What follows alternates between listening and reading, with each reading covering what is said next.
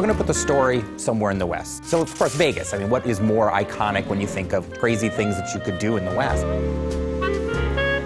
I think that was really the inspiration for the story, in a lot of ways, was looking back at the history of Vegas. We really think of it as a side story. In a lot of ways, we're revisiting stuff from the original 2 games, but it stands on its own. The first thing our creative lead and our project director did was they sat down and they sort of examined what sort of themes they wanted to explore in New Vegas. Every Fallout game pretty much starts with war. War never changes. And the idea behind that is really that humanity has this unending appetite for killing each other.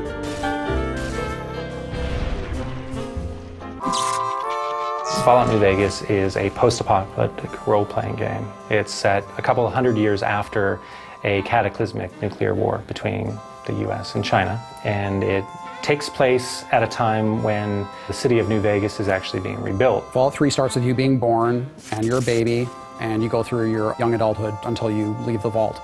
In New Vegas, we wanted to say you start the game in a very Vegas sort of cliche style almost. You are shot in the head and dropped in a shallow grave, so it starts with essentially your would-be death. After you're shot and left for dead in the grave, you know, you might have some desire to go see what the whole murdering business was about and why he wanted you dead in the first place. In the course of trying to resolve that one conflict, you get pulled into larger events. So in this case, you're trying to find the people that killed you and what they were trying to get from you. In this case, it was a package you were carrying.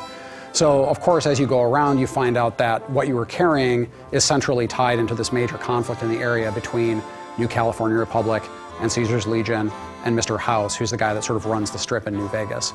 Player freedom is very important in the Fallout series, and when we allow the player to basically have a choice in what they do and how they do it, by leaving the plot open in a way that basically they're just learning what's going on in the world, it gives them a lot more freedom in how they want to learn that information.